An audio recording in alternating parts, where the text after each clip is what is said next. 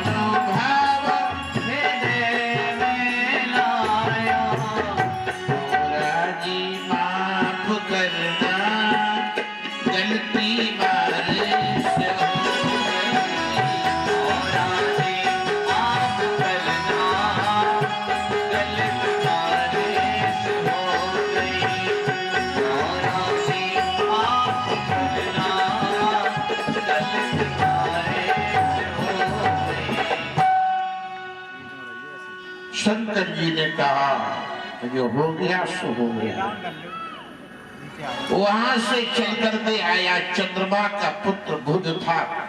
बुध से एक संयोग हुआ, पुरुरवा नाम का बालक उत्पन्न हुआ। बाकी बाद में 15-16 वर्ष का जब बालक हो गया, उसे लेकर के प्रयागराज पहुंचे।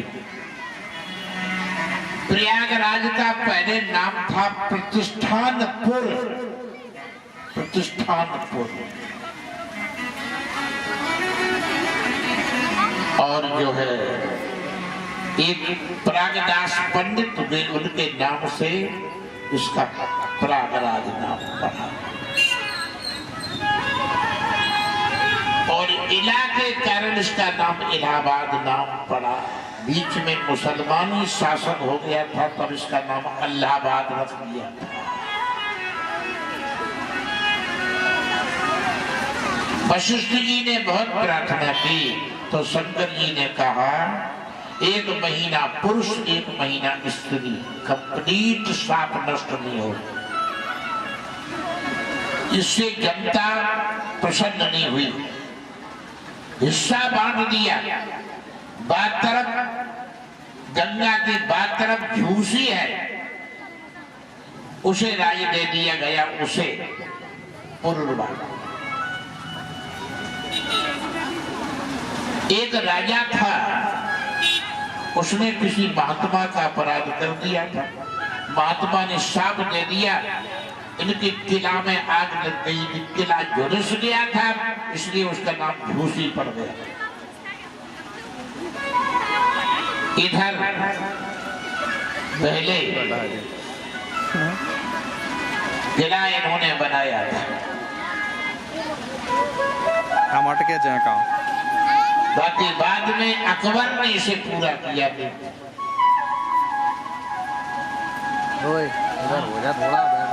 जमुना तट पर 100 वर्ष तक तपस्या चली जा रही तो कुर्ती का इन्होंने 10 पुत्रों को जन्म दिया। पहले इनमें कोई संतान नहीं। संध्या नाम की पत्नी से 10 पुत्र हुए। इच्छाकू नृग शर्याती दृष्ट कारूष्का नश्यत्य प्रसिद्धत्य नवघत्य कभत विभो, ये 10 बालकों का जन्म है। इनमें से इन्होंने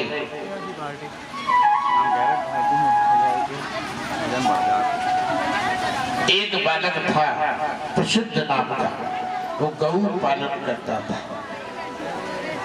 रात्रि में गऊओं की बराबर सेवा में लगा था। शार्दूल नाम का सिंह आया, एक गऊ को पकड़ा, ये जाग रहा था, वीर आसन से तलवार का वार किया, सिंह का कान कटा, गऊ आगे बढ़ गई, गऊ की गर्दन कट के नीचे गिर पड़ी। वशिष्ठ को पता चला, वशिष्ठ ने शाप दे दिया, तेरा वंश जितना होगा सब शूद्र हो जाएगा, तेने जघन्य पाप किया। उसने कहा हम विवाह नहीं करेंगे, जब विवाह करेंगे संतान होगी तभी तो शूद्र होगा। उसने जो है विवाह नहीं किया, परमात्मा का भजन किया और भजन करके ब्रह्म प्राप्य परम मुनम, ब्रह्म को प्राप्त हो गया।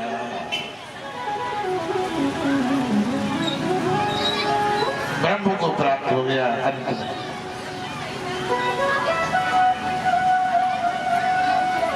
एक उसका और भाई था, उसने भी साधना की,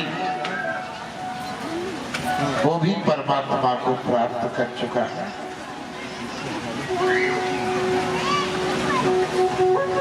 इधर जो है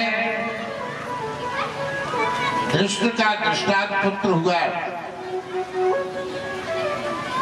और नृग का सुमति भूत ज्योति, उसका पशु हुआ, ओघवान हुआ, ओघवती नाम की कन्या, जिसका सुदर्शन के साथ विवाह हुआ। चित्रसेन हुआ, वीतहोत्र हुआ, गुरुश्रवा हुआ, अग्नि हुआ।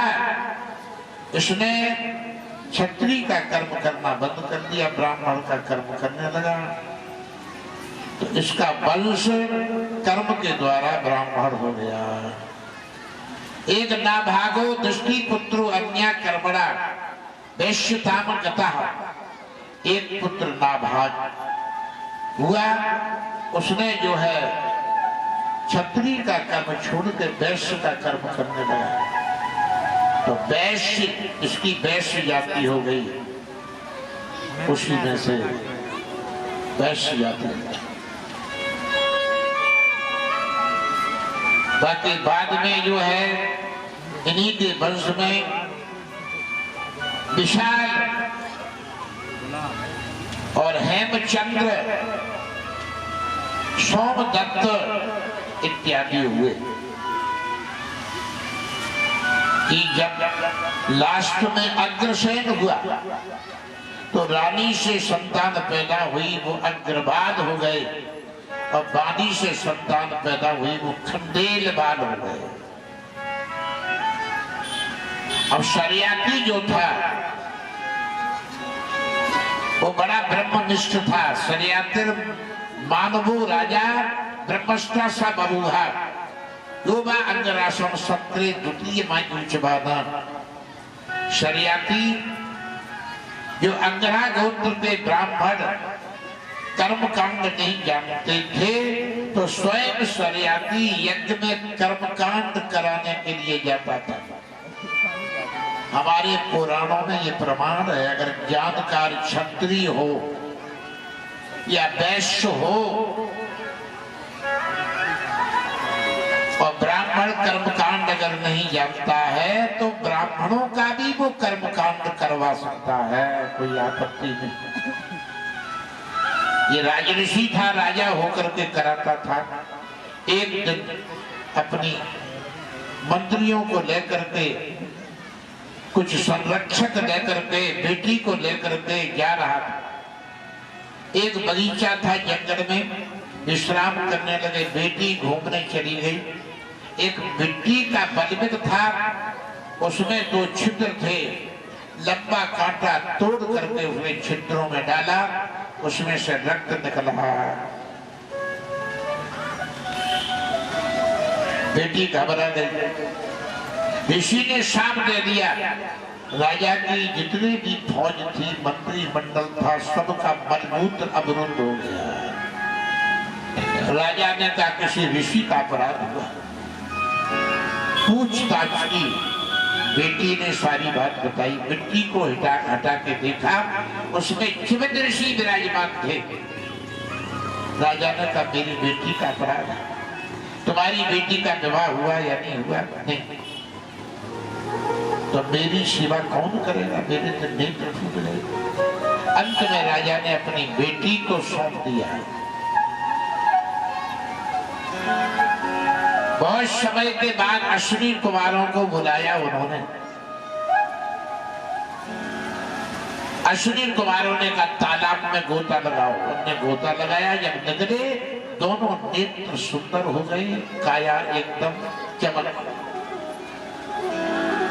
अश्विनी कुमारों के बताने के अनुसार उन्होंने चमनप्राश तैयार किया। चमन ऋषि का ही चमनप्राश। अब तुमको यज्ञ में भाग दिलाएंगे, तुमको यज्ञ में भाग नहीं मिलता था, आश्वासन दिया। इस प्रकार से जो है, एक दिन अपनी बेटी को देखने के लिए वो गए कि हमारी बेटी बुढ़े ऋषि के साथ में कैसे रहती है। तो नौजवान अवस्था हो गई, काया का कल्प हो गया। चकीस तप्ते किमिदम प्रतिस्पया पल्लमतो लोक नमस्कृतो भूमि। यज्ञ तुम जरा विरस्त सत्य सम्मतम व्याहे जारम भजसे मुमुक्षुत्वम। राजा बहुत नाराज हुआ बेटी पर। पति को छोड़ करके किसी जार पुरुष की, नौजवान साधु की सेवा करने लगी। बेटी ने पिता से कहा असंभव। उन्होंने जांच की, पूछताछ की तो भाषा उन्हीं की। तो उन्होंने बताया ऐसे ऐसे हमने अपनी काया का कल्प कराया, तुम यज्ञ करो, यज्ञ में अश्विनी कुमारों को हम भाग देंगे। शरियाती ने यज्ञ कराया, अश्विनी कुमारों को भाग दिया। इंद्र ने नाराज होकर के वज्र चला दिया। इन्होंने अपनी तपस्या के बल से इंद्र के हाथ में ही वज्र को स्तंभित कर दिया। इंद्र को हारी स्वीकार करने पड़ी। अश्विनी कुमारों को भाग मिल गया। शर्यातिर भवन पुत्र अनर्थ रेवतो भवतः सुअंता समुद्री नगरी विनर्वाय कुशस्थली। जो शर्याती था उसका पुत्र हुआ है अनर्थ, और अनर्थ का पुत्र हुआ है रेवत।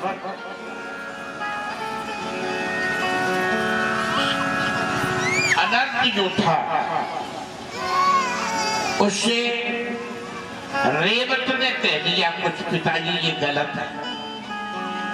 तो नाराज होकर के उसने कहा मेरे राज्य की जहां तक भूमि है तो मेरी भूमि पे पाप नहीं रख सकता है। वो जल थम्मन विद्या जानता था। समुद्र की जल पर ऊपर बैठ के और साधना करने लगा। उसकी साधना से विष्णु भगवान प्रकट होकर के आ गए।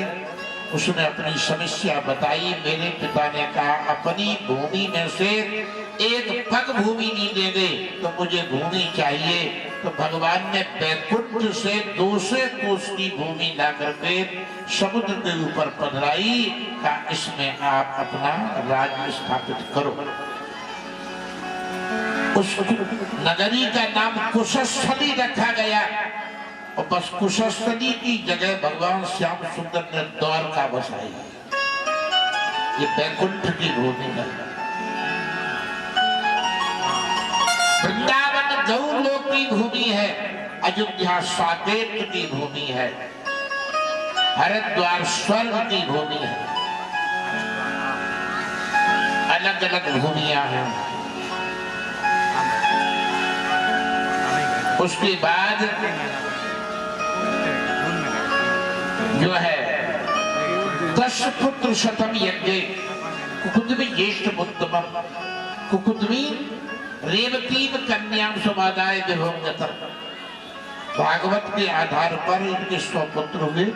कुकुद्मी बड़ा था, इसकी कन्या रेवती हुई, लेकिन कहीं कहीं प्रमाण मिलता है कि रेवत की ही कन्या रेवती अपनी कन्या का बर्तनाश करने के लिए ब्रह्मा के लोक में गए। वह गायन वादन चल रहा था, बैठे बैठे सुनते रहे।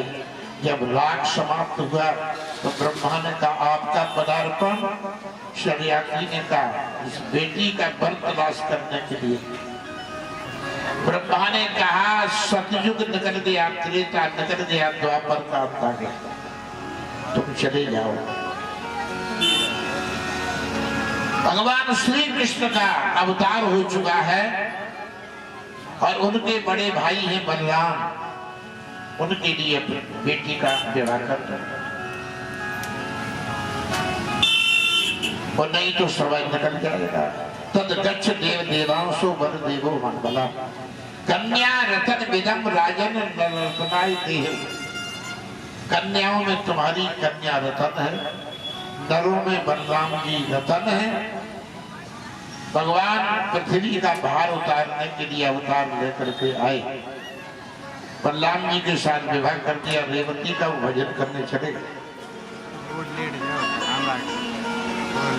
रेवती बहुत बड़ी थी, बलराम जी छोटे थे। उन्होंने हल को बढ़ाया, गर्दन में फंसाया और मूषण की ठोक लगाई।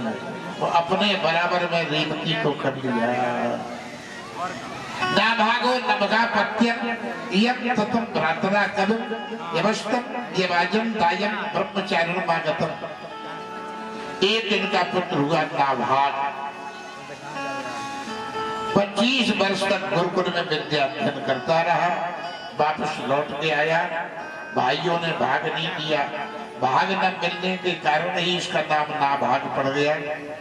बड़ी बड़ी पंचायत लगाई, बड़ी बड़ी पंचायत लगाई गई, पंच खट्टे भाई, पंच भी पिंचर हो गए, लेकिन पंचायत नहीं बन पाई। गोविंद अंत में पिता को दिया भाग, पिता को ये भाग में देते। उन्होंने कहा जब मेरे लिए 2 रोटी का हिल्ला नहीं तो इनको हम कहां से खिलाएंगे। पिता ने कहा तुम कर्मकांड करना जानते हो, यज्ञ कराना जानते हो, यज्ञ करो, यज्ञ में दक्षिणा मिलेगी, उससे हमारे आपके जीवन का निर्माण होगा। उन्होंने स्वीकार कर दिया। पिता की कोई बात मान लेता है, पंचों की बात मान लेता है और उस पर चलता है तो जीवन में 5 पंच परमेश्वर कभी वो धोखा नहीं खा सकता है, कभी जीवन में परेशान नहीं हो सकता। ये बात है। आजकल का तो आदमी बदमाश हो गया, स्तुति करेगा मंदिर में जाकर के स्तुति।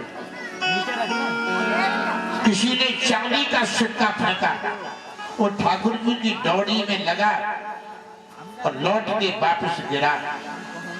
तो व्यक्ति दर्शन करने गया था, पांव से सिक्का दबा दिया। और ठाकुर जी की प्रार्थना में क्या कह रहा था? अर्थ न धर्म न काम रुचि गत न चाहो निर्वाण। ना मैं अर्थ चाहिए, न धर्म चाहिए, न निर्माण गति चाहिए, और रुपया पाए से दबाए। कहो अर्थ नहीं चाहिए अपने अर्थ।